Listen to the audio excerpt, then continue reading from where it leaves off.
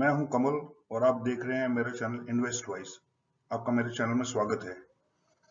पिछले वीडियो में हमने बात की थी कुछ ऐसे गोल्डन रूल्स की जिसको फॉलो करके आप अपना स्टॉक मार्केट के रिटर्न्स को एनहांस कर सकते हैं।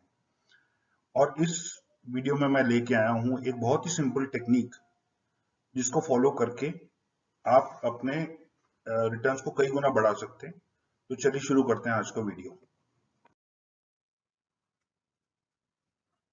अगर हम एक एग्जांपल लें तो मान लीजिए आपने एक स्टॉक 1000 रुपए का खरीदा, उसको 3 साल आपने होल्ड किया और उसके बाद आपने उसको 2000 रुपए का बेच दिया, तो आपका प्रॉफिट हुआ 1000 रुपए। पर हम एक सिंपल इस टेक्निक के बारे में जो बात कर रहे हैं उसमें आपका जो प्रॉफिट होगा वो उसी स्टॉक में और उसी 3 साल के दौरान आपका 1000 रुपए की जगह आपका प्रॉफिट उससे कहीं ज्यादा होगा। ये कैसे होगा, चलिए देखते हैं। उसके लिए मुझे आपको एक मेथड एक्सप्लेन करना पड़ेगा और उसके बाद मैं कुछ आपको प्रैक्टिकल एग्जांपल दिखाऊंगा जिससे आपको समझ में आएगी कि जो मैंने बोला कैसे हुआ और आपके रिटर्न्स किस तरह बढ़े और कितने बढ़े। और उसके लिए हमें पहले इस कॉन्सेप्ट को अंडरस्टैंड करने की जरूरत होगी जिसका नाम है फिबोनाची रिट्रेसमेंट और फिबोनाची रेशियोज। फिबोनाची रिट्रेसमेंट क्या होता है? वो एक टेक्निकल एनालिसिस का एक तरीका है जिससे आप सपोर्ट और रेजिस्टेंस लेवल्स को डिटरमाइन करते हो। फिबोनाची रिट्रेसमेंट एक आइडिया पे बेस्ड जो ये कहता है कि अगर एक स्टॉक ऊपर जाता है तो वहां पे उसको रेजिस्टेंस लेवल मिलेगा और उसकी वजह से जो बढ़ोतरी की है उसने उसमें से कुछ पोर्शन जो है वो वापस नीचे आएगा। सिमिलरली अगर एक स्टॉक नीचे जा रहा था तो कुछ समय नीचे आने के बाद में उसको एक सपोर्ट लेवल मिलेगा जहां से वो थोड़ा सा ऊपर जाएगा। तो ये होता है फिबोनाची रिट्रेसमेंट। तो इसको हम थोड़ा सा और डिटेल में समझते हैं। सपोर्ट और रेजिस्टेंस लेवल्स क्या होते हैं? सपोर्ट लेवल वो होता है जहां पे अगर मान लीजिए एक स्टॉक ऊपर से नीचे गिर रहा है तो एक ओवरसोल्ड प्राइस पे आ जाता है, तो वहां पे बायर्स को लगता है कि ये प्राइस बहुत अच्छा है इसको खरीदने के लिए उस टाइम पीरियड के लिए। तो वो क्या करते हैं कि वो उस स्टॉक को खरीदने के लिए मार्केट में आ जाते हैं और बाइंग का जो डिमांड है वो सेलिंग के सप्लाई से ज्यादा हो जाती है, उसकी वजह से स्टॉक ऊपर बढ़ने शुरू हो जाता है। तो ये जो प्राइस है जहां पे बाइंग आई वो सपोर्ट लेवल बोला जाता है उसको। सिमिलरली रेजिस्टेंस लेवल वो होता है जब एक स्टॉक खरीदते गए तो वो ओवरबॉट लेवल्स पे आ गया और वहां पे जो बायर्स थे उनको लगा कि अब ये स्टॉक ओवरबॉट हो गया है और अब इसकी वैल्यू जो है जितनी होनी चाहिए थी उससे ऊपर पहुंच गई है टाइम पीरियड के लिए। तो वो क्या करते हैं, अपने जो उन्होंने खरीदा था अभी तक उस स्टॉक को वो अब उसको बेचना शुरू कर देते हैं, तो उसकी वजह से वो नीचे आना शुरू हो जाता है। फिबोनाची रेशियोज को डिराइव कैसे करते हैं पहले ये समझते हैं। हम शुरू करते हैं 0 और 1 से। अब 0 और 1 दो बेसिक नंबर्स हैं, तो इस इन दोनों को ऐड करेंगे तो उसका रिजल्ट आएगा 1। तो अब हमारा सीक्वेंस हो गया 0 1 1। फिर अब आपको क्या करना है कि इस सीक्वेंस की जो लास्ट के दो नंबर्स होंगे उनको ऐड करते रहना है ताकि एक नया नंबर मिले। फिर जो नया नंबर होगा उसका लास्ट वाला नंबर और उससे पिछला नंबर जो है उनको ऐड करके एक और नया नंबर बनाना है। तो एग्जाम्पल के तौर पे जो हमारा 0 1 1 सीक्वेंस बना था उसमें से 1 और 1 को हम ऐड करेंगे तो 2 आएगा, 1 और 2 को ऐड करेंगे तो 3 आएगा, 2 और 3 को ऐड करेंगे तो 5 आएगा, 3 और 5 को ऐड करेंगे तो 8 आएगा। तो उस तरह से सीक्वेंस बनेगा 13 21 34 55 89 एंड सो ऑन। तो वो सीक्वेंस जो है वो कंटिन्यू होता रहेगा इंडेफिनिटली इंफिनिटली। अब इसका फिबोनाची रेशियो कैसे बनते हैं तो वो भी मैं आपको बताता हूँ। तो मान लीजिए यहाँ पे जैसे मैंने आपको दिखाया है 89 तक, तो 89 और 55 जो है लास्ट के दो नंबर्स हैं। तो अगर मैं 55 को डिवाइड करूंगा 89 से तो उसका जो रेशियो आएगा, जो परसेंटेज टर्म्स में आएगा वो आएगा 23.6। अब मैं उससे पिछला नंबर ले लेता हूँ 55 से, तो वो हो गया 34। तो जब मैं 34 को 89 से डिवाइड करूंगा तो रिजल्ट आएगा 38.2%। और अगर मैं उससे पिछला नंबर लूंगा 21, उसको डिवाइड करूंगा 89 से तो उसका रिजल्ट आएगा 61.8। सिमिलरली अगर मैं उल्टा करूं, अगर मैं 89 को डिवाइड करूं 21 से तो रिजल्ट आएगा 423.6%। अगर मैं 89 को डिवाइड करूं 34 से तो उसका रिजल्ट आएगा 261.8। और अगर मैं 89 को डिवाइड करूं 55 से तो उसका रिजल्ट आएगा 161.8। तो ये दोनों तरीके से रेशियोज बनते हैं कुछ रेशियोज जो है वो 100 से नीचे होंगे, कुछ रेशियोज होंगे 100 से ऊपर। तो फिबोनाची रेशियोज जो हैं वो 23.6, 38.2%, 50%, 61.8%, 100%, 161.8%, 261.8% एंड 423.6%। जितना इसको आप डिवाइड ज्यादा करते जाएंगे ये रेशियोज उतने बढ़ते जाएंगे। तो ये एक इंडेफिनिट सीरीज बन सकती है, बट ये मैंने आपको सिर्फ अंडरस्टैंडिंग के लिए कुछ रेशियो बताए हैं। 50% जो है वो मिड पॉइंट हो गया और 100% हो गया फुल रिट्रेसमेंट। यानी कि अगर मान लीजिए एक स्टॉक 100 से लेकर 200 तक गया तो 100 रुपए का बढ़त हुआ, लेकिन उसमें से अगर वो 50 रुपए नीचे गिर गया यानी कि 100 का आधा, तो वो 150 तक आ जाएगा, तो वो हो गया 50% रिट्रेसमेंट। अगर 100 से 200 तक जाके वापस 100 तक आ जाता है वो होता है 100% रिट्रेसमेंट। फिबोनाची रिट्रेसमेंट क्या होता है वो तो समझ लिया।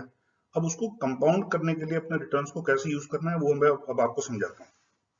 हमारे पिछले वीडियो में हमने बात की थी कि हमें अपना पैसा लॉन्ग टर्म में रखना है मार्केट्स में, तभी हम एक अच्छी वेल्थ क्रिएट कर सकते हैं। लेकिन लॉन्ग टर्म मार्केट्स में पैसा होने का यह मतलब नहीं है कि वो पूरा टाइम एक ही स्टॉक में इन्वेस्टेड रहे और उस स्टॉक को आप बेच नहीं सकते और वो पूरा टाइम शुरू से लेकर आखिर तक उसी स्टॉक में पैसा पड़ा रहेगा। तो आप क्या कर सकते हैं कि उस स्टॉक को ऊपर हाई लेवल पे बेच के लो लेवल पे रीबाय किया जा सकता है। तो आपका स्टॉक तो वही रहा और टाइम पीरियड भी वही रहा। मान लीजिए अगर आपने 3 साल के लिए इन्वेस्ट किया तो उसी 3 साल में फिबोनाची रिट्रेसमेंट के टेक्निक को यूज करके और अपने प्रॉफिट्स को कई गुना ज्यादा बढ़ा सकते हैं। ये भी मैं आपको प्रैक्टिकल एग्जांपल के साथ समझाऊंगा। तो जब एक स्टॉक नीचे गिरना शुरू होता है तो वो रेजिस्टेंस लेवल से शुरू होता है नीचे गिरना, और जहां से वो रुक के ऊपर जाता है वो सपोर्ट लेवल होता है। ये मैंने आपको थोड़ी देर पहले ही बताया। और अब ये एक जो गिरावट होती है, स्टॉक ऊपर जाता है, वो उन रेशियोज को मेनली फॉलो करता है जो मैंने आपको अभी बताए थे। और वो कहां से शुरू करता है मूव करना? तो एग्जाम्पल के तौर पे एक स्टॉक मान लीजिए 100 रुपए से मूव होना शुरू हुआ और वो 200 रुपए तक गया। अब वहां से उसको रेजिस्टेंस मिला और वो नीचे आना शुरू हुआ। तो ये जो 100 रुपए का डिफरेंस था 100 और 200 के बीच का, यहां से वो स्टॉक या तो 23.6% या 38.2% या 50% या बाकी जो रेशियोज हैं वहां तक जा सकता है, या 100 से 100% से ज्यादा उसकी रिट्रेसमेंट हो सकती है। यानी कि वो स्टॉक आखिर में जाके जो इनिशियल प्राइस था हमारे इस एग्जांपल में 100 रुपए का, उससे भी नीचे जा सकता है। एग्जाम्पल्स जो मैंने आपको बताए थे उसमें मैंने 2 स्टॉक्स आपको बताने की कोशिश की है समझाने के लिए। तो पहला स्टॉक मैंने लिया है एचडीएफसी बैंक। इसका वीकली चार्ट आपके सामने है इस समय। इसमें मैंने 3 टाइम पीरियड्स चूज किए हैं। पहला टाइम पीरियड है from point A to point B, दूसरा टाइम पीरियड है point C to point D, और तीसरा टाइम पीरियड है point E to point F. तो इसमें आप देखेंगे कि पॉइंट ए से गिरावट शुरू हुई ही और पॉइंट बी पे यहाँ पे इसको सपोर्ट मिला और यहाँ से वो फिर वापस मूव होना शुरू हुआ। पॉइंट सी पे फिर से गिरना शुरू हुआ और पॉइंट डी तक गिरता चला गया। पॉइंट डी पे इसको सपोर्ट मिला और फिर वहां से ऊपर मूवमेंट शुरू हुई। पॉइंट ई से गिरना शुरू हुआ और पॉइंट एफ पे उसको वापस सपोर्ट मिला। तो अगर इस समय अगर पॉइंट ए पे, पॉइंट सी पे और पॉइंट ई पे अगर किसी ने स्टॉक को बेचा होता और पॉइंट बी, डी और एफ पे दोबारा खरीदा होता, तो उसके प्रॉफिट्स कितने ज्यादा मल्टीप्लाई हो सकते थे, अभी मैं आपको अगले स्लाइड्स में आपको समझाऊंगा। तो इससे आपको थोड़ा सा और क्लियरिटी से समझ आएगी कि आप अपने रिटर्न्स को कितना ज्यादा बढ़ा सकते थे।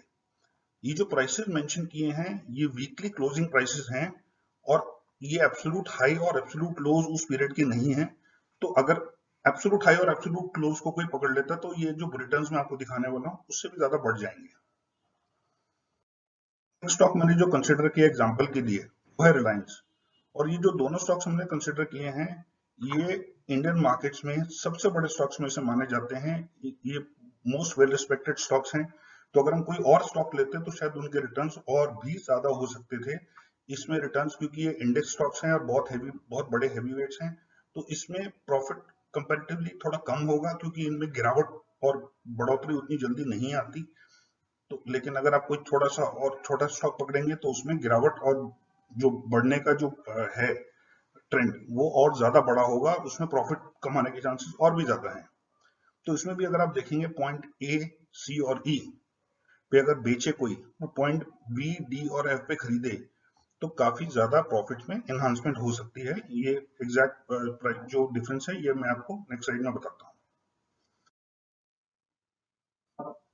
ये सिर्फ आपको ये देखना है कि फिबोनाची रेट्रेसमेंट जो होती है ये वेव्स होती हैं, और कुछ वेव्स जो हैं वो एक्सटेंडेड होती हैं, इसीलिए जो जो रेशियोज हैं वो 23.6% की जगह बढ़ भी जाता है, 50% तक भी जा सकता है, 100% भी जा सकता है, 100% से ऊपर भी जा सकता है। तो बस आपको ध्यान ये रखना है कि नंबर वन, जब आप बेचें तो वो एग्जैक्ट वो प्राइस होना चाहिए जहां से उसकी गिरावट एक्चुअली शुरू होती है, और जब आप खरीदें तो वो एक ऐसा पॉइंट होना चाहिए जहां उसको बड़ा स्ट्रॉन्ग सपोर्ट मिल रहा है और वहां से वो ट्रेंड एक्चुअली रिवर्स हो जाए।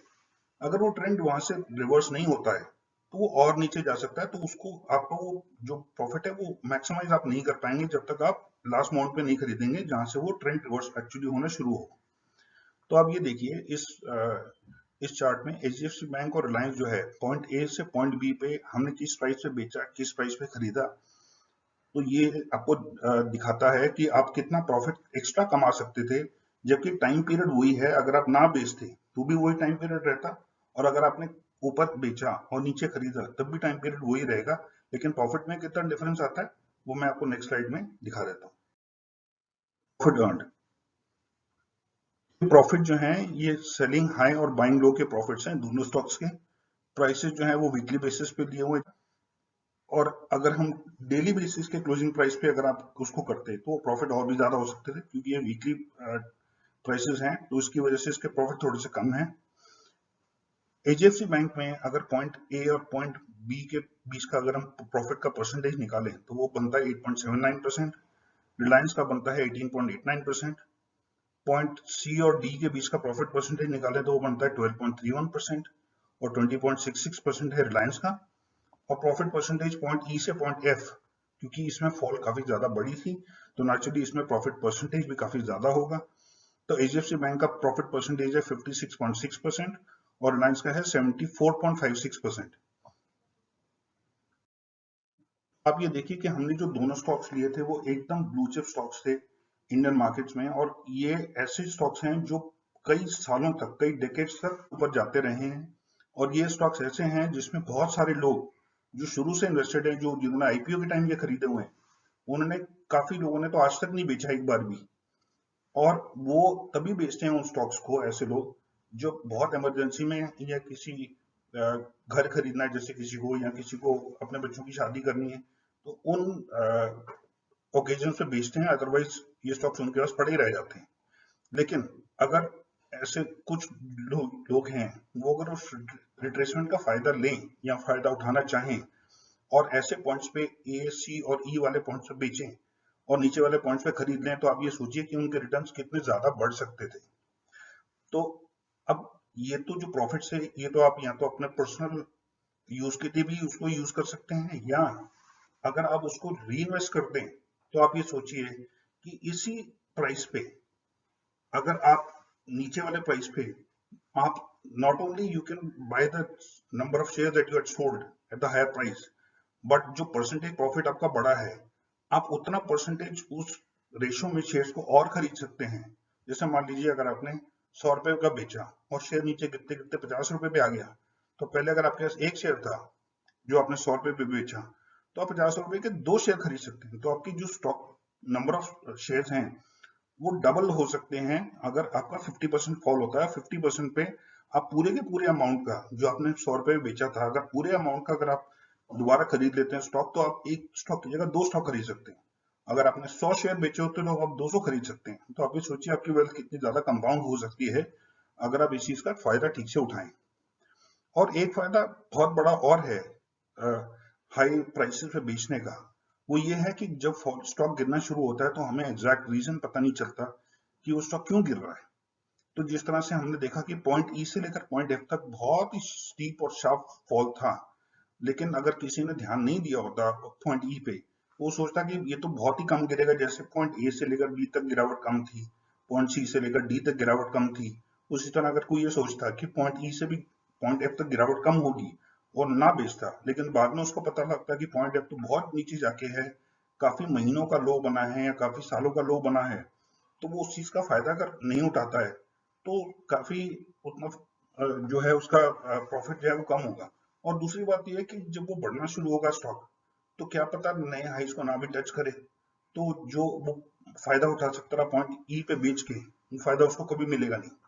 और दूसरा एक और एडवांटेज ये है कि कई बहुत ऐसे अच्छे स्टॉक्स थे, जैसे यूनिटेक हो गया, जैसे जेपी एसोसिएट्स हो गया, जैसे सुजलॉन हो गया, या कई और ऐसे अनगिनत नाम हैं जो एक टाइम पे बहुत अच्छे स्टॉक्स माने जाते थे। यस बैंक हो गया, ऐसे बहुत अच्छे स्टॉक्स थे जो बहुत अच्छे नाम माने जाते थे, लोग उनकी काफी रिस्पेक्ट करते थे उन कंपनीज की।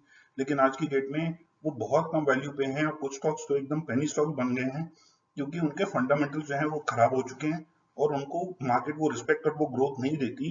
तो अगर किसी ने पॉइंट ई पे बेच दिया होता, तो उसको बहुत पैसा बच जाता, बहुत प्रॉफिट बच जाता, और कुछ लोगों का जो बाइंग प्राइस था उससे भी स्टॉक्स कम आ गए, जो जिन्होंने हाइस पे खरीदा होगा ये सोच के कि वो स्टॉक्स और ऊपर जाते रहेंगे, उन्होंने ध्यान नहीं दिया कि स्टॉक में फंडामेंटल्स में दिक्कत आ चुकी है, और वो स्टॉक गिरता ही चला गया, और वो इमोशनल होके वो उसको लॉस बुक नहीं कर पाए, तो उनका बहुत हेवी नुकसान हो गया होगा।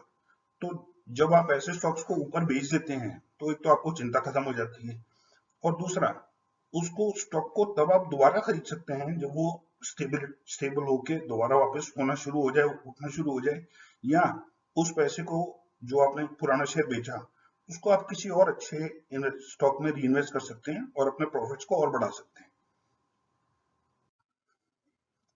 तो अगर आपको ये वीडियो पसंद आई हो, वीडियो को प्लीज लाइक कीजिए, और मैं और भी ऐसे वीडियोस पोस्ट करता रहूंगा जो आपको और इंपॉर्टेंट कॉन्सेप्ट्स को अंडरस्टैंड करने में मदद करेंगे, जो आपके नॉलेज बढ़ाएंगे, और जो आपको इन्फॉर्म डिसीजंस लेने में आपकी हेल्प करेंगे, जिससे आपके रिटर्न जो है वो काफी बढ़ेंगे।